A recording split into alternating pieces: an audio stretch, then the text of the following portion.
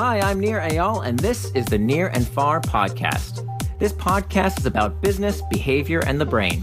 On this show, I do a few things. I read quick articles I've written about topics shaping your behavior.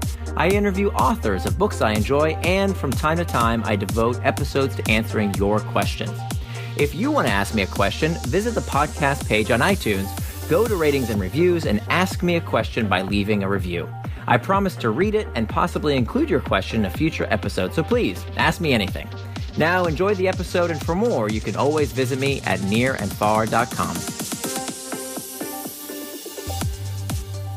You're not addicted to technology. Here's what's happening instead. By Nir Eyal, narrated by Johnny Heller. This essay is adapted from the book Build for Tomorrow, in which Entrepreneur magazine editor-in-chief Jason Feifer shows how to thrive by harnessing the power of change. Are you addicted to technology? The loudest voices in our culture today say yes. During a conversation about technology on his mega-popular podcast, Joe Rogan said, "We've got a real addiction problem in this country." In a congressional hearing in 2021, U.S. Representative Kathy Castor of Florida said that apps are designed to be addictive. During his 2020 presidential campaign run, Andrew Yang said, "Our kids, unfortunately, are getting addicted to smartphones." Examples are endless. The words technology and addiction have become linked, such that you probably haven't stopped to consider whether that's true. Don't we all check our email too much after all? Isn't that addiction? But what if it's not true? What if instead tech addiction is a perfect example of a common problem? When we are confronted with change, we feel like we have lost control, and yet we have the problem all wrong. We have more control than we think. What do researchers think? To begin to appreciate this, it's helpful to talk to addiction researchers. That's what I did. And I heard something very different from the likes of Rogan and Yang.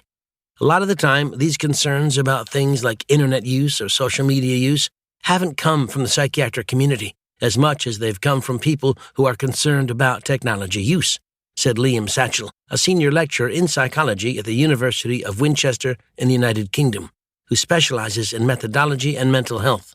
Satchell, like many of his peers, is alarmed at how the word addiction is used by people who have no background in mental health. There is no scientific consensus on whether technology addiction exists, or if it does, how to identify and evaluate it. Studies have come out claiming that broad swaths of people are addicted to technology, like one recently that said as many as 34% of college students are addicted to social media. But Satchell investigated the methodology of these studies and found them to be borderline nonsense. Researchers are just taking a standard set of questions used to evaluate substance abuse, like, for example, how many times a day do you drink alcohol, and then swapping out some language so that the question might become, how many times a day do you check social media? This overlooks too many other factors, Satchell says. For example, the hallmark of any mental health condition, including addiction, is that it negatively impacts your social, occupational, or family life. But how do we account for the fact that much of our social, occupational, or family life takes place on the internet? Do people overuse technology? Of course. But that's entirely different from addiction. And this isn't just a matter of semantics. Satchell and his peers say that by misusing the word addiction, by pathologizing a common behavior, we risk significantly impacting the way people are treated. For example, I spoke with Joe Bilieu, a professor of clinical psychology at the Université de Lausanne in Switzerland, who also works in the hospital system there. He often works with patients whose gaming usage appeared to be an addiction, but instead of focusing on the gaming itself, he's focused on what's underneath it. Some patients are often suffering from trauma or depression. When that's addressed, the gaming subsides. In such cases, the gaming was the patient's way of coping with the larger problem. But if someone were to believe that overuse of gaming was an addiction, and therefore the problem in and of itself, then they'd miss these other issues and possibly compromise the treatment of these patients. The story we tell ourselves. Here's the reason I share this with you. The story of tech addiction is not simply one about fears of technology, or a confusion between overuse and something more pathological. The story of tech addiction is a story we tell all too often whenever change comes to us, and it goes like this. Something is happening to me. We tell large and small versions of the story. We tell personal and societal versions of the story. My job has changed. My neighborhood has changed. My relationship has changed. In each case, something else that is outside our control has gained total agency over the decisions we make in the world we live in. This is a terrible story. It's a harmful story. That's because when you hear or tell this story repeatedly, something is happening to me, you create what psychologists call learned helplessness. I first heard that phrase from Youre Ayl, a best-selling writer who specializes in what he calls behavioral design, and whose books, Hooked and Indistractable, examine how to capture other people's attention and how to protect your own. Ayl hates the narrative about tech addiction because he believes it trains people to give up. If tech is addictive, after all, how can we have any power? We are addicted. We must need someone else to help us. But when you call it what it really is, a distraction or overuse, then, oh no, well, now I can do something about it, Ayl told me. But that's no fun. Now I actually have to change my behavior as opposed to just shaking my fist and hoping the politicians and the companies will do something about it. Ayl gave me an example. Why would a child spend all day playing video games? Is it because they're addicted? That answer is too simple. In the mid-1980s, psychologists Edward Deci and Richard Ryan developed what they call the self-determination theory of motivation.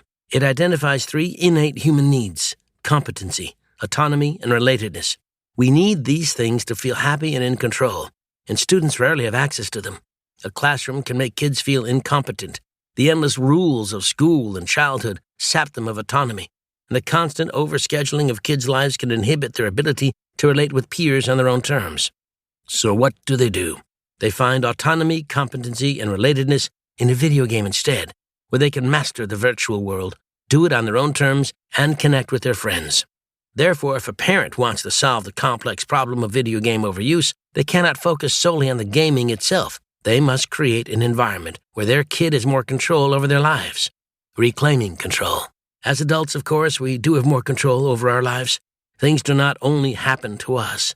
And as Ayl told me the example of kids and video games, I flash back to a time when I seemingly struggled with an addiction of my own.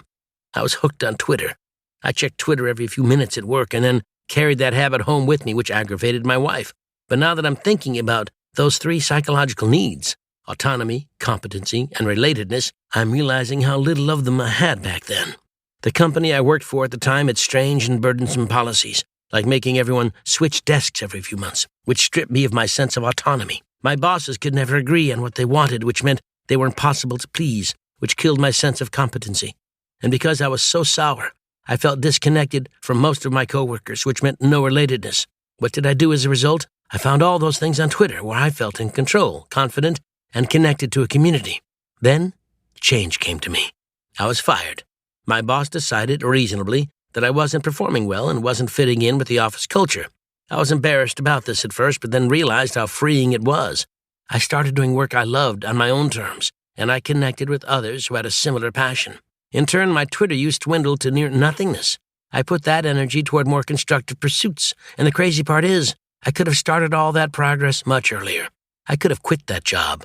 I could have walked out any time, but I did not, because I felt helpless, and feeling helpless leads to no action. Things do not just happen to us. There is always something that we can control. We will experience change, but we can also be the instigator of change. We can be the thing that happens. This essay was adapted from the book Build for Tomorrow, in which Entrepreneur magazine editor-in-chief Jason Feifer shows how to thrive by harnessing the power of change. Copyright 2022 by Jason Feifer, used by permission of Harmony Books, in imprint of Random House, a division of Penguin Random House, LLC, New York. All rights reserved. No part of this excerpt may be reproduced or reprinted without permission in writing from the publisher. Thanks for listening to this episode of the Near and Far podcast. You can always find more at my blog, nearandfar.com. And don't forget, if you have a question you'd like me to explore in a future episode, leave me your question in the form of a review for the podcast on iTunes.